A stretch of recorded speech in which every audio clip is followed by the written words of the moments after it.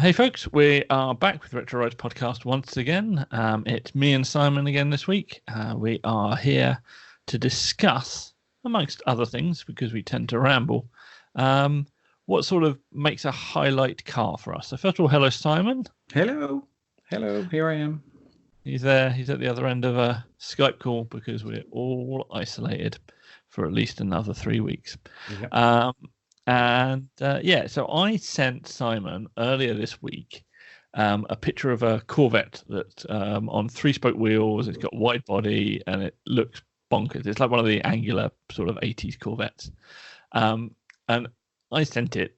The entirety of the message was "oof?" ? And occasionally I send Simon a card to say, "Should I put this into your thread?" Often I just like find something cool. I'm just like, "Yeah, let's go straight in." But sometimes there's things that I find that are on the border of it. And this was one of those. I wasn't 100% convinced by it, but then I was looking at it, and the more I looked at it, I was like, "This is an amazingly weird and awesome thing." So I didn't know kind of where I stood. So I thought I'd get Simon's opinion on it, and Simon said, "Probably not." I think I said maybe. I was aware. I think I must have had the same thought process as you, which is I looked at it. I think it's a C5 Corvette. I think that's the right blue one with white wheels and arches and stuff. And I looked at it, and as a whole, I was like, I don't know. Yeah, it ticked all the boxes. It's got even the arches sort of had a current look about it because we're used to seeing a lot of body kits, sort of Liberty Walk or Pandem or something like that. We've got an ideal Rocket Bunny, all that sort of stuff going on, and it's not far off that. And then it's got 3 spokes and they're white. The colour was perfect for a bit of sort of 90s stuff. But there was just something about it that was like, it's cool and I'd drive it, but is it as cool as it should be? I think that's the real question with that particular car. It should be a lot better than it made me feel. That's interesting. So, like on an individual basis, I think the completeness of a car doing what it's trying to achieve is perhaps a fairly big influence on that kind of thing. And we'll touch on sort of award show judging as well, because that kind of comes into this as well. But I found that if somebody had described that car to me, I'd have been, that sounds super interesting. And when I saw the car, I was like, that's super interesting. But then I wasn't 100% blown away by it. And perhaps that completeness isn't there. And obviously this is no disrespect to the builder of the car or anybody that builds any cars. If that guy is listening, he's still my hero. It is an awesome car. Yeah, absolutely. That's the thing. So I don't want at any point anyone to ever think that we're like, "Oh, this car's rubbish." It's not. It's incredible.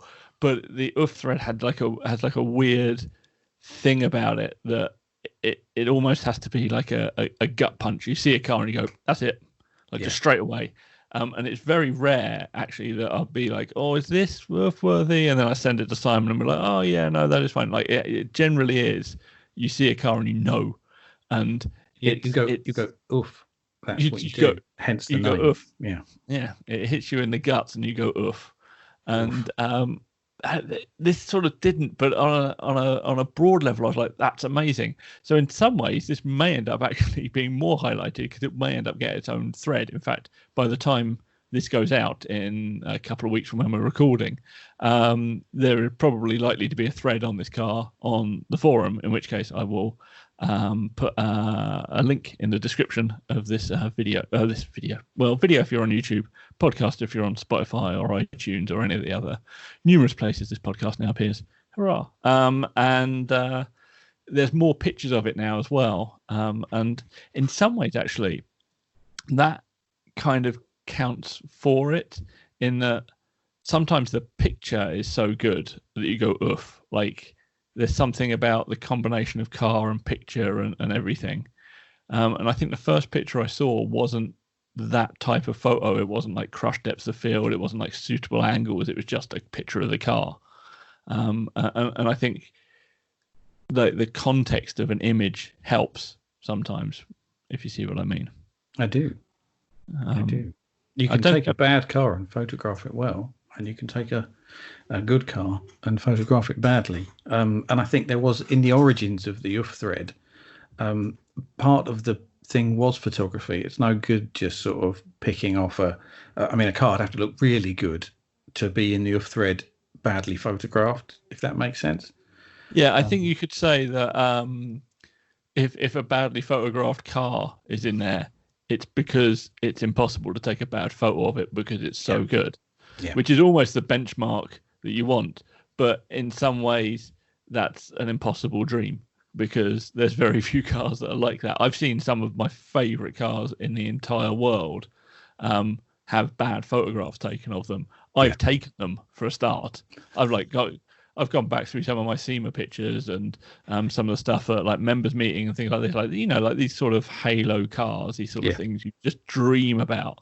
I look at my photo and I'm like, oh okay. There's also no denying that some cars just look better in the flesh. There's some things that you're like, oh, you might see a magazine feature and thinking, why is everyone crazy about this car? And then you get there and you stand next to it and you go, oh, that is quite different when you're standing next to it. Yeah, for sure. And I think there's almost the opposite is true. I think there's some cars that are very photogenic and then you see them in a field of other cars and you're like, oh, okay, yeah, no, that's pretty nice. But like, again, no disrespect for the builders. It's more the way that you're absorbing the media of these cars kind of influences your feelings towards them, I think. And it comes down to personal taste as well. It's all very well. Some guy could build a car that's exactly what he wants, and I could look at it and go, "That's I don't like that at all." But it's still his car in his garage that he gets to drive and enjoy. And if it's exactly what he wants, I once had a conversation with a guy who wanted a red '57 Chevy, and I was like, "Really, red? You want a red '57 Chevy?" And he said, "Yeah, that's what colour my dream '57 Chevy is." And I sort of couldn't get over the fact that it was such a normal dream, if you get that. But then he said, like, I go to 5 shows a year in my red '57 Chevy, and there's maybe another red '57 Chevy there, but the rest of the time it's mine and it's in my garage. If it was blue, then it wouldn't be the car I wanted, just for the sake of 5 shows. So it's always good to build your car because it's for you. So you can't judge people too much on whether they built a car for you, because hopefully they built a car for them. That's the thing. I think there's an interesting world in which we live where people do occasionally build cars for the consumption of other people. That's another skill entirely. And that is weirdly its own little skill, that you're going to build a car that people are going to talk about or people are going to make sure they see when they go to a show or whatever. And often you'll find either it's somebody that likes a little bit of self-promotion, which is perfectly acceptable as far as I'm concerned, or it's a company-based thing where they are trying to get a car that people will talk about and people will make the effort to go to their stand or whatever to go and check out. And that's fine. But I would hope that unless you're that person, again, not a problem, you're building a car for yourself. Yeah. Or if you are building it for someone else, that person, you're building the car that they want rather than something that's acceptable to the public, as it were. And I think that's kind of one of those odd dividing lines, like to remember when you're building a car, to remember to build it for yourself almost, because people will tell you what they think of your car online. If you're putting it out there, oh, I don't like your wheels. I mean, I've been told that a number of times about my car, and that's fine. They're just wrong, aren't they? They're entitled to their opinion. Nah, they're not. They can stuff it, but not on your car, not my car.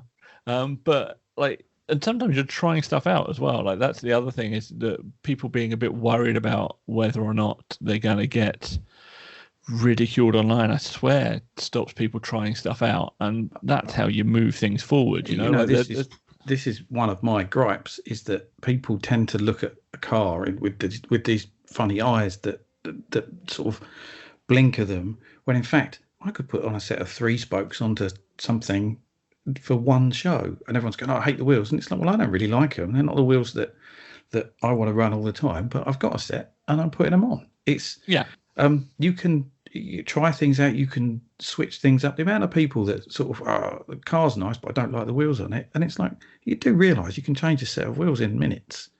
Yeah, it's a bit like Dan Haynes getting annoyed with people online when they say they don't like the stance on air ride cars. It's like, well, you press a button and it goes away. Yeah, What's your problem? That's never going to go over the speed ramps around my way. Never. Yeah. Unless you're rolling that low static, it doesn't matter. You can put it back to stock looking. You've given Dan another name check. Yeah, I know. Although Dan is one of our judges, so he's one of the judges, so he'll turn up later on, I'm sure. Well, not obviously on the podcast because we've not invited him yet, but yeah, when we're discussing the old judging, and I find actually as somebody that has a car that isn't where I want it and won't be for a little while yet, when people go, "Oh, I don't like your wheels" or whatever, it's like, yeah, all right, I don't really mind that, or I wish you'd fix your door bottoms. Yeah, I wish I'd fix my door bottoms too. Yeah. But I'm fine with that, and I'm sure most people are. But sometimes I can see people kind of working through an idea, and like partway through it, someone will go, "Oh, I don't like the grey you've got there," or "I don't like the snorkel you've got on your off road or whatever." And like by the next update, it's disappeared. Yeah, it's like, well, they were still working through that idea, and maybe they'll put it back on again later. Perhaps that will be a thing. But reacting to that before you've got to a point where you're happy with it is tricky. But I have to say this: there are people out there that can build just great cars. You give them a car and say, build something with this, and they'll build you a great car again and again. Like, again and again, like first time. Yeah.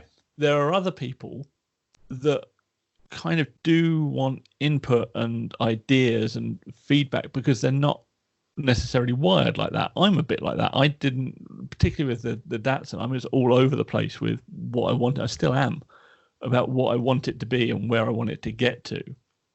Is that because you've got lots of ideas rather than no ideas? Yeah, that's the basic problem. Is like I want it to be 8 different things at once. I want it to be a street race car like style, but I also want it to be low on its custom rims. Mm-hmm. So I want it to kind of have like show car paint, and I want to have a sort of really nice plush interior, but at the same time I also want something that's a bit like the Optima streetcar guys, where they have to run them on the roads, but they have nice interiors, all that sort of stuff.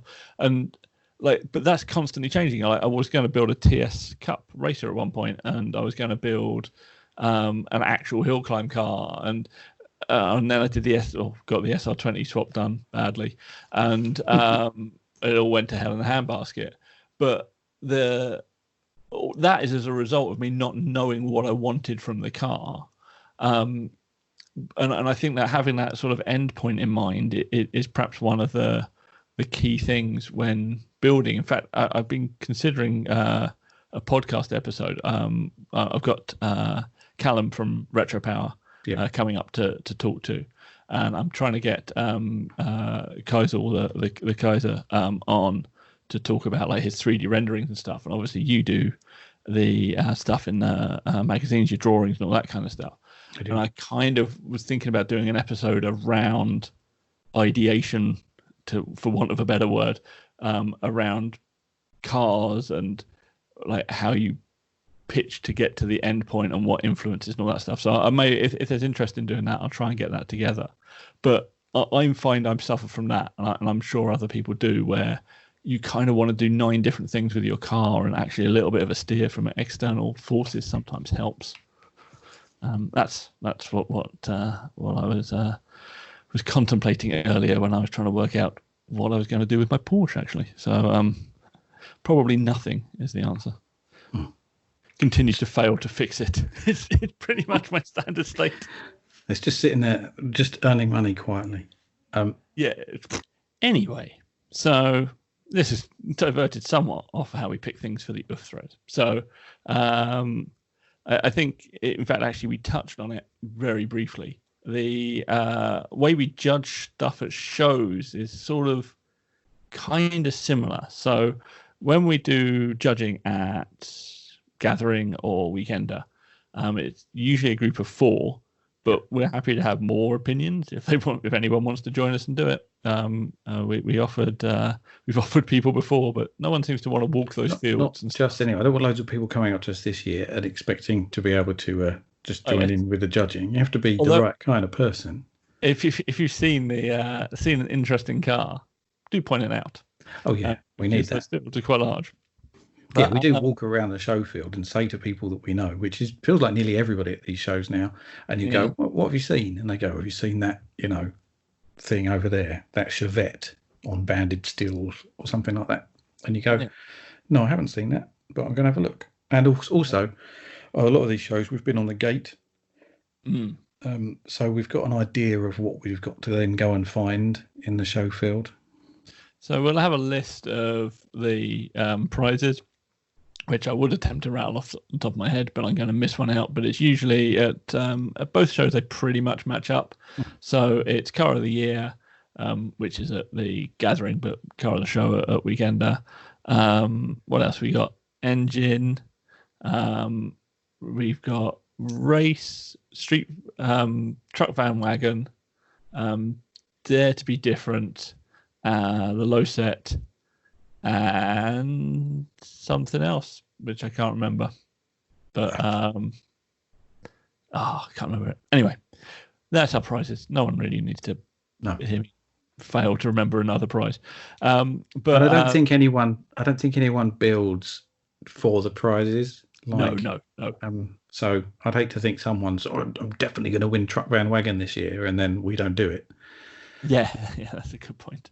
But so we go around with this list in our hands, and I think initially, I mean, I don't know what you do, Simon, but when I'm on the gate, we kind of know what this list is, and I have a little think, just sort of, particularly with some of the stuff that's a little bit harder to pick out. Weirdly, it's the smaller stuff, like what I would consider the smaller stuff. So sort of low set and race and stuff like that tend to have a lower level of things to pick from. So Car of the Year is pretty much every car that comes through the gate could be Car of the Year. And then I think that the sort of lower level prizes are harder to pick actually than the big prizes. But often I'll be on the gate and like a pickup will come through or a van will come through, and I just like make a little mental note if it's made me sit up and go, ooh, as it's arrived. But I don't know what Simon does because he's kind of usually on the other side of the field. I mean, gathering is where it's a harder process because everything comes past at Weekender at the gate at Goodwood. Pretty much all four of us are on that gate or around that gate for most of the morning, and everything that comes in the show comes through there. So we all see it together, and we might give each other like a nod or a look to be like, that could be a winner. Whereas at the gathering, we're a bit more spread out. So what's your process there, Simon? I don't actually know what you do when you're not by my gate helping me get a cup of tea or something. I just look. I mean, the thing is you're not switching a judging thing on because we're not looking for points. We're not sort of going, oh, that's a 100-point car, or that one's got shinier wheels. We're just looking at an overall car, and then we'll go and look a bit more at it. So I'm literally just looking the same as I would any other time something comes in and it's really interesting. Then we're just like, that looks cool. I like to look at that. Or that's got, occasionally you're thinking of the categories, but a lot of the time you're just looking at the car and does it move you, and then does it fit a category, I suppose. But we often end up disagreeing and agreeing. You get a bit of both, don't you? So something will come in. Certainly I've spent half the time we've been walking around the show field saying, what about this one? I like this one because this. And we do always end up agreeing on stuff, but there's definitely times that I can think of several cars that haven't won a thing that I was sure were going to.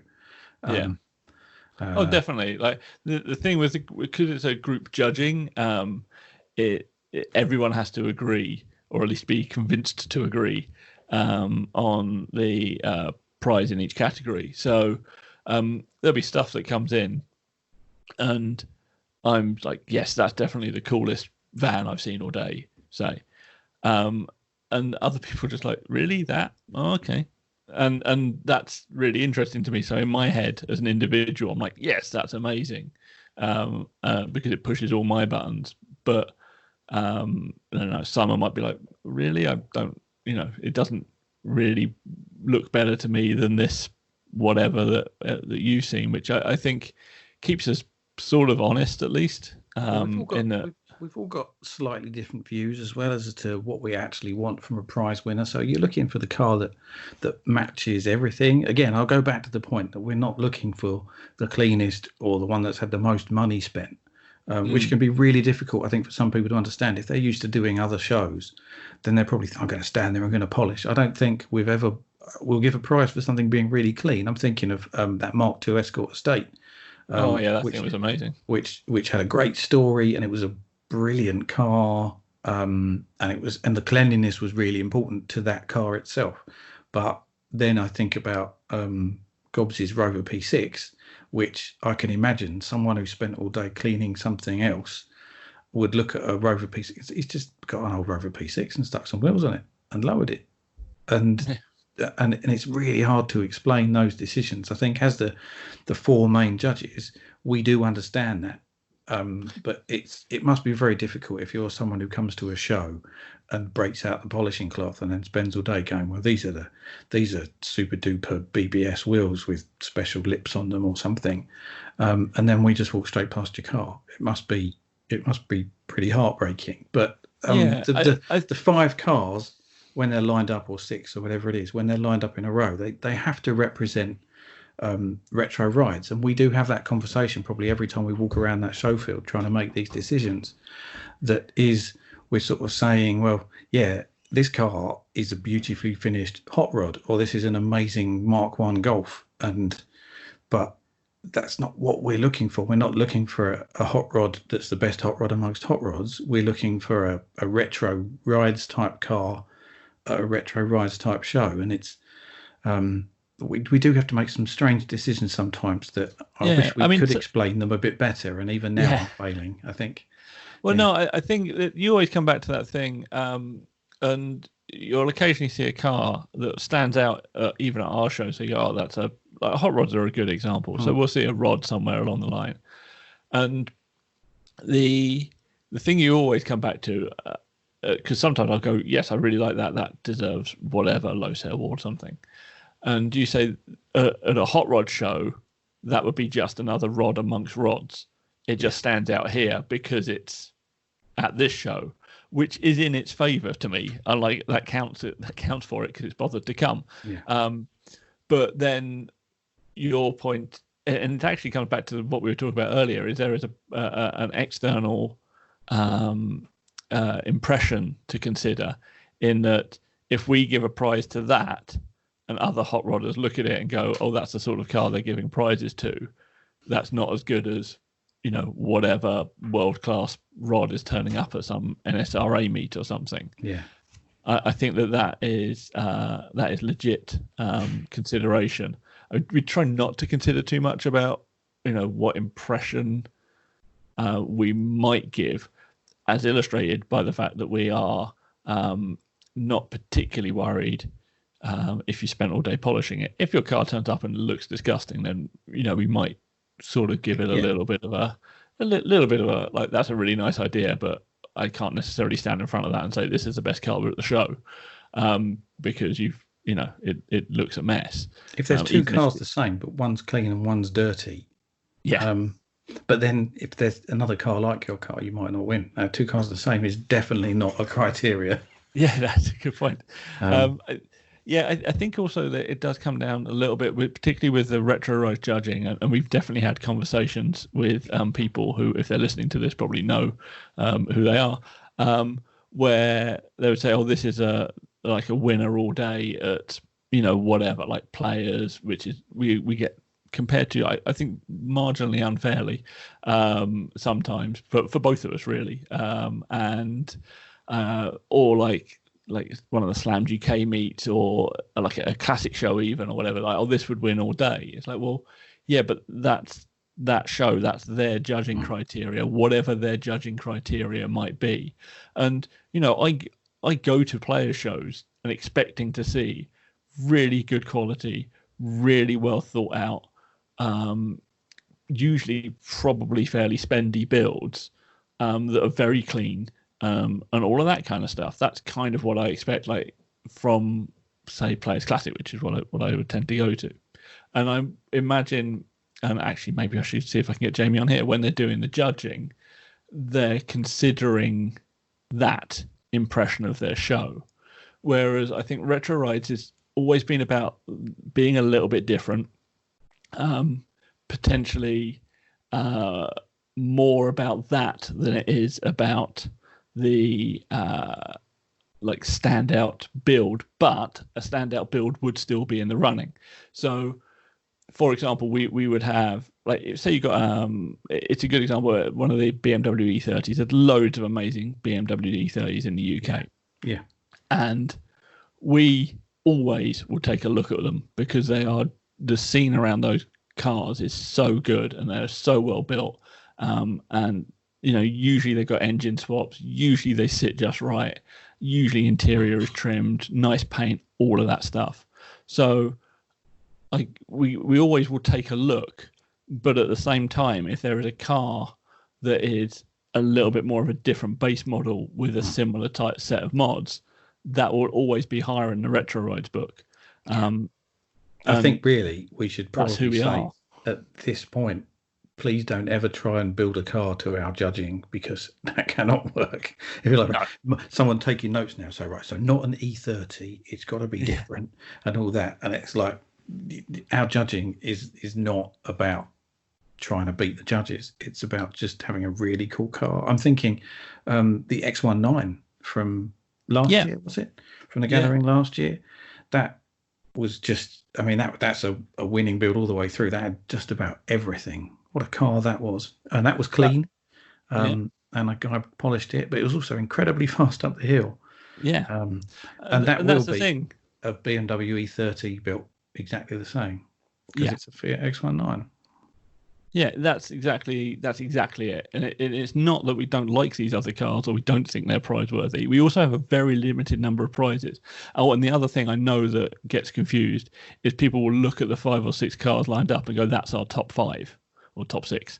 Yeah, it's not our top 5 or top 6. We do categories. I stole that quite violently from Moon Eye's shows in Japan, where they will have these categories and they'll say this is the best at this. So they won't go, these are the top 5 cars at the show or top 20 cars at the show. And I get why, well, I mean, having done judging with you guys, you can see why you might do that, because it's much easier to go, this is one of the top 20 cars at this show, than it is to say, this is the best convertible we've got or whatever. Because you're very much drawing a line under your decision and going, that's what we pick. Yeah. But at the same time, we're not big cash prizes. We're not big sponsor prizes. We're not that kind of thing. So I think we have a little bit of a leeway. It is just a bit of fun, spice for the day, a little bit of reward for someone putting in effort and everything. But to be honest, if you're at a Retro Ride show, you're pretty much already a winner, because you're at a Retro Ride show. I think we do bring together a group of people from all over different scenes, and I think that's really why the prize has to represent that. You don't want to, you don't want the cars in the paddock there to just be, for want of a better description, the 6 cleanest cars. Yeah, or we could say the 6 fastest cars up the hill we could pick, or the 6 most different cars. We could do like a dare to be different, and that's all of the prizes. That's not. Yeah, I don't think it represents the broad brush of the show. Yeah, you in fact want one of them to have been a labour of love for some guy for 30 years, and you want one of them to have cost 800 quid and be built last week. Yeah, that's pretty much. That's the dream. That's what you want, and you also you think about the variation. You do want something. In fact, Hong Kong Foodie Award. That's the missing one. That's it. But you want something Japanese in there, and you want something that represents the feel of the show. If you remember at the Weekender last year, it was the skyline that we walked around, and when we had those little conversations with people, what have you seen? They all kept saying the skyline. And in fact, we had quite a long debate about that, because it was sort of an invited car, wasn't it? Well, yeah, it was funny that so this is one of the weird things that's happened over the years. We've not given prizes to people we know because we're like, oh, we know them, and we can't give them prizes. And particularly, sort of, I'd done that with the low set. It was kind of a bit of a rule. So for anybody that doesn't know, the low set is kind of, I was going to say a club that I run, but it's not really. It's sort of me and Dean Meeson, who owns the Air Ride Lotus Esprit, and his mate Tomo and Nick Allen, who had the Volvo 1800 ES and now has the DeLorean, and his brother and Andy and a few other people. It's not really a club. We basically only ever have a display at the Retro Rides Gathering and the Retro Rides Weekender now, and I'll just invite anybody who I feel I want their car on my stand. But there was a rule, sort of unwritten but pretty much discussed, that we wouldn't give prizes to cars that were on that stand because I personally had invited them in some manner, or they were in my club, and it was felt a little bit like nepotism. Yeah. But because we have 4 judges, it came out that the other 3 were very much in favour of giving Nick with the Air Ride DeLorean the car of the year last year. Well, we just couldn't really. You can imagine the photo of the lineup in some magazine or on some thread or something, and there was an Air Ride DeLorean there, and it didn't win anything. None of us could explain that one away. Then they say, well, it's because David knows him. He couldn't possibly win. And what the other thing we realised sort of during the process of that is actually over these years of doing the show, we kind of know a lot of the people that come regularly. Yeah. So do we then get to this point where we're like, oh, well, we're just not going to give prizes to people we know, because then that becomes a rather diminishing thing. So that's been an interesting change, because when we first started, we didn't really know anyone. Like we knew some of the Retro Rides guys, but they weren't like our busy mates or anything. They were just guys on the forum. I'm thinking back to one of the shows at the Haynes Museum when we gave, what was the name of the award, like the lowest of the low, which went to Mark Huxley. Yeah, Mark Huxley won the lowest of the low award for the first 2 years that we did it, I think. Yeah. First 3 maybe. Yeah.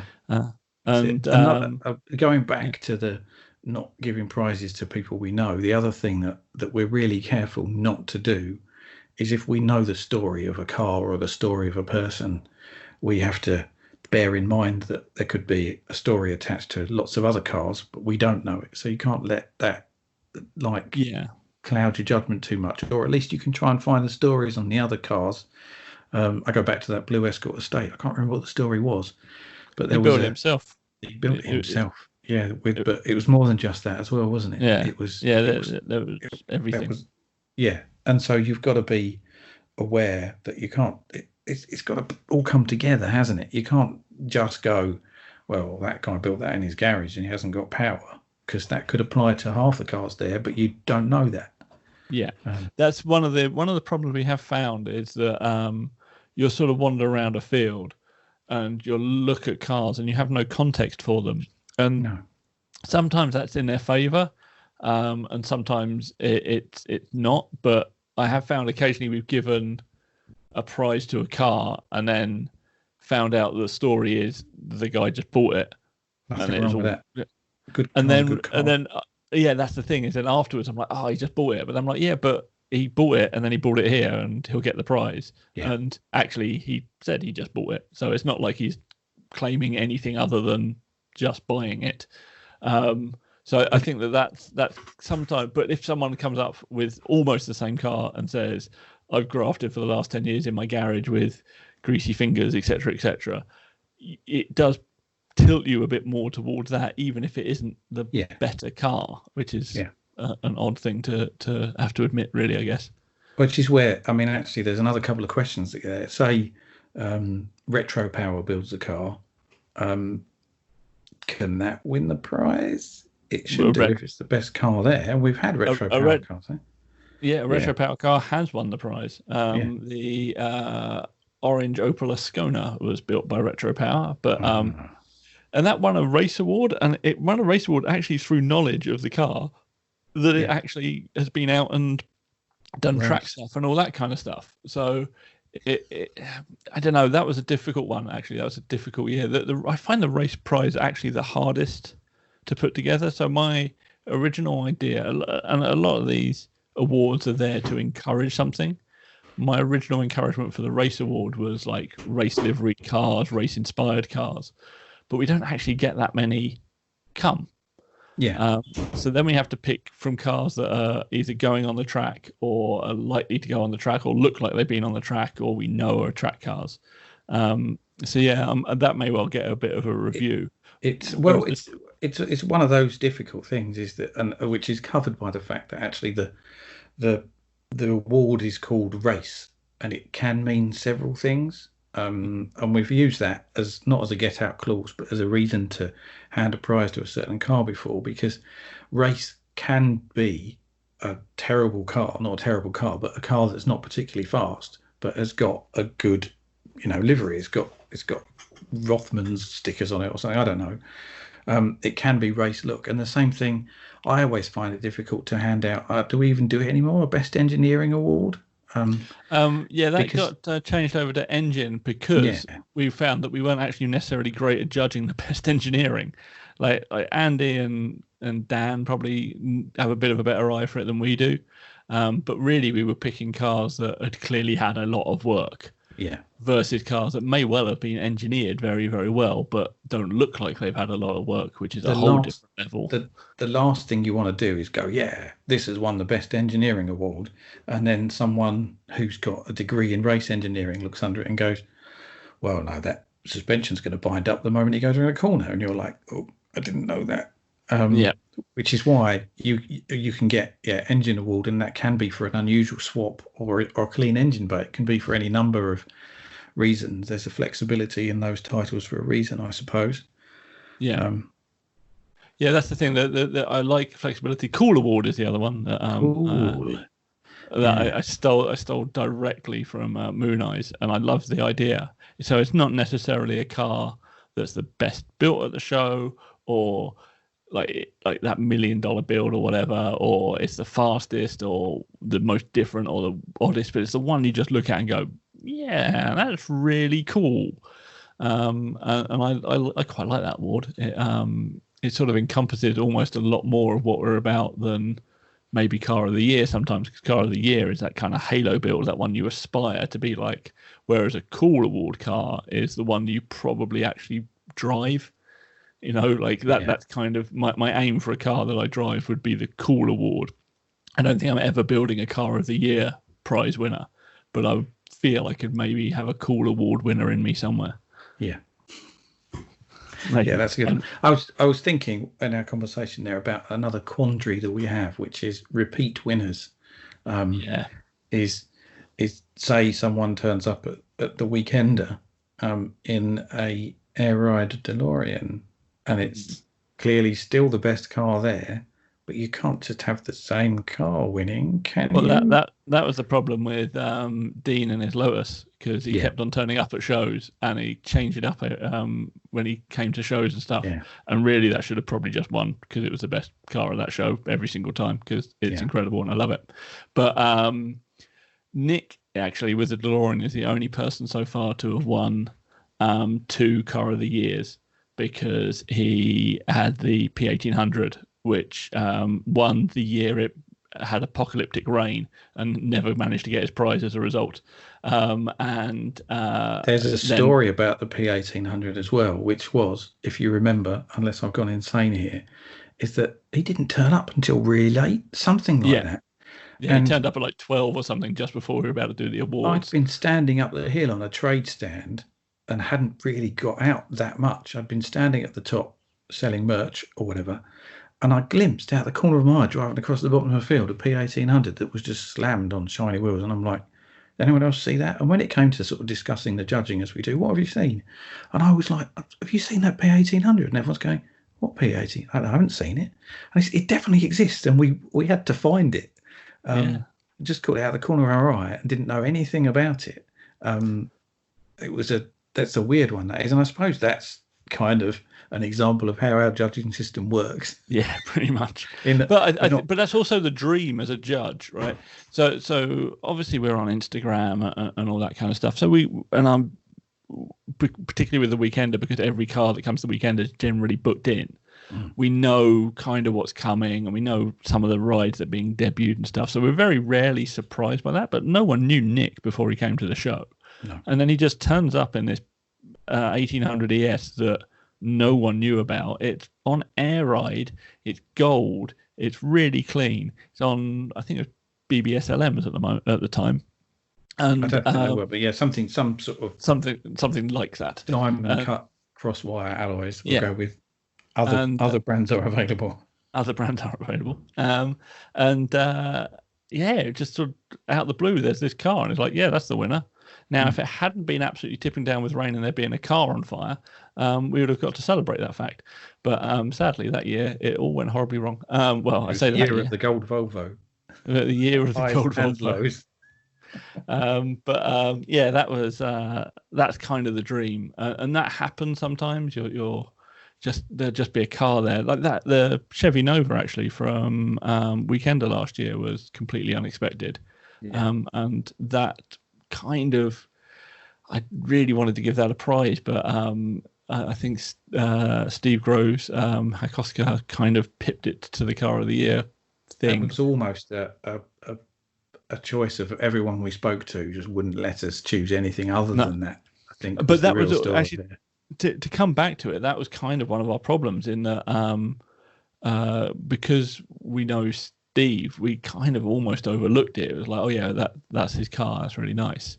And you forget the impact, because you're in it, like in that world. You forget the impact a car like that has on someone else that hasn't necessarily seen it or doesn't know him.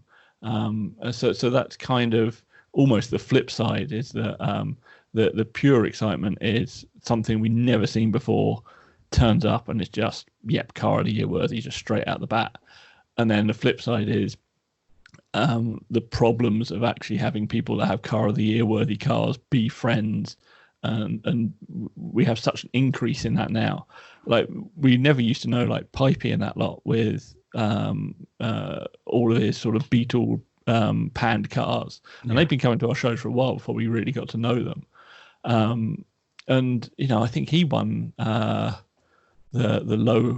lowest or low set, depending on what it was called, a couple of years in a row with his Beetle pan stuff, because they were nuts, and the stuff coming out of Muttley Racing was always quite entertaining in that regard. And same with Ed Ratley. Ed Ratley's van that won last year. This was difficult for me. That was a super difficult one for me, because I sent him the advert for that van. Because we were having a conversation at the end of the previous year's gathering, and I was talking to him about Nissan vans and various bits and pieces I'd like to import. And he was like, oh yeah, I'd like to import a van. I was like, oh yeah, I know these people. I look at their site fairly regularly. They've got a couple of vans in at the moment. I'll send them to you. And then sort of a week later, I sent it to him. And then a couple of months later, it turns out that it's on a boat on the way here to Ed Ratley. This is a terrible admission. I have also a similar story, because Elk's Ascona I sent Elk the link to that when it had about 10 minutes left on eBay. And he ended up buying that and bringing it to the gathering and winning. But both of them, in between us sending them the car and then turning up at the gathering, made them infinitely better. And that's the thing, is Ed Ratley had lowered that thing, and they're a pain in the ass to lower, and he picked some nice wheels and he fully cleaned it up, and it looked relatively good, and it looked good in the pictures, but apparently like all things, once you import them, there's more bits and pieces that needed doing. And the same with Elk's Ascona, the wagon that won our first Cool Award. He'd slammed that on Hayashi's, he'd done an engine swap in it, and it was just cool. Everybody was kind of in agreement, but we very nearly didn't give that to him, because we know him. And the same with Eddie, and that's a really difficult decision. And I think it's afterwards, after the show, when it's gone and everyone's going, oh, I love that van, even people you wouldn't expect to, or that Opel was amazing.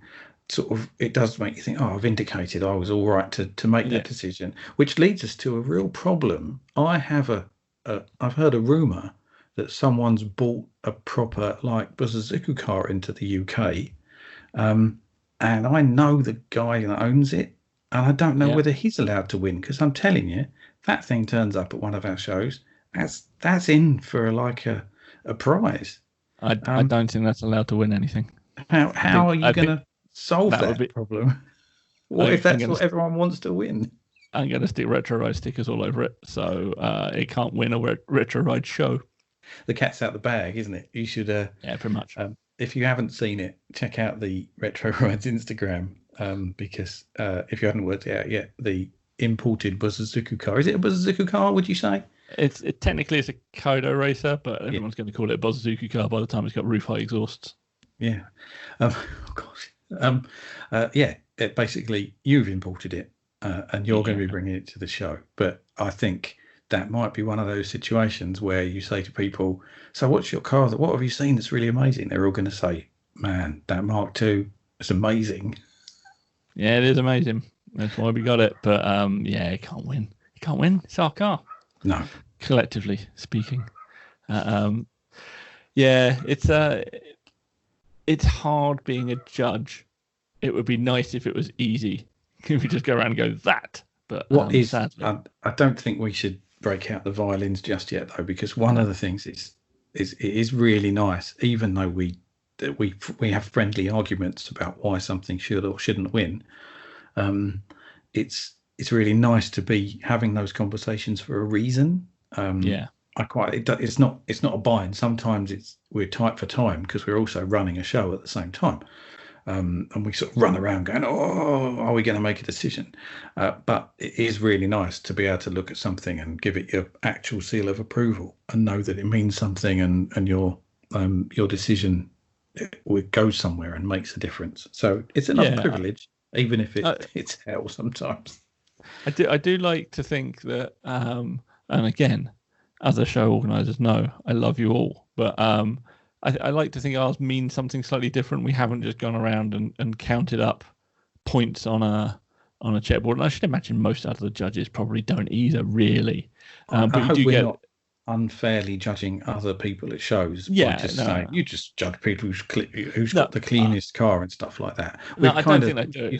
We've set up the award system to allow for all sorts of outliers to have a chance, and just represent Retro Rides.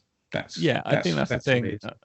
And I think if you like Retro Rides, I like to think that it means something if you've gone, we like your car too. Yeah. So that's important to us, that you feel you're all in with a chance. Except for me, I'm not allowed to win. Well, anything. No, there is. Frankly, none of my cars deserve it. I can't think of any examples, but there is certain things that will never let you win a prize. I should give a very bad example that doesn't make me look that good. There was a car that got quite overlooked because I'd seen it locally driving down the middle lane of an empty motorway, and that's unforgivable, isn't it? That's an outrage. It is. Had it been a bit better, it might have won still. But I do. Yeah, we do occasionally overrule you with something, and you occasionally overrule me because I'm like, that's amazing. You're like, no, Dave, that's terrible. I'm like, oh, okay. Yeah. But don't drive down the middle lane on an empty motorway. Don't drive the middle lane on an empty motorway. It's ludicrous. Potentially miss out on a prize at the Retro Rides Gathering. And that's important. Yes, so, most people are thinking of when they're driving their van down the middle lane. We're coming rapidly. We're trying to keep this relatively compact this time, seeing as we sprawled about last time. I have a question for you from Bryn, which maybe sort of dovetails in with this. So he says, do you feel satisfied with your need to modify cars by drawing them? That is a very, very good question. Thank you, Bryn. Partly. Could I drive a standard car and just draw pictures of cars and be happy? No. But is it a real opportunity to be able to have an idea and then to do an illustration of it and then put it in a magazine the same month? Yeah, very much so. That's me building 2 feature cars a month and getting paid for it. which is definitely a good way to do your car hobby. So you now own those ideas, right? I do. Oh yeah, definitely. So the question to bring that into this conversation, then, the question: if someone built one of your cars, say they managed to build the Targa Top Volvo 480 slammed on Sentra. I'm not taking your nonsense tape on the wheels thing.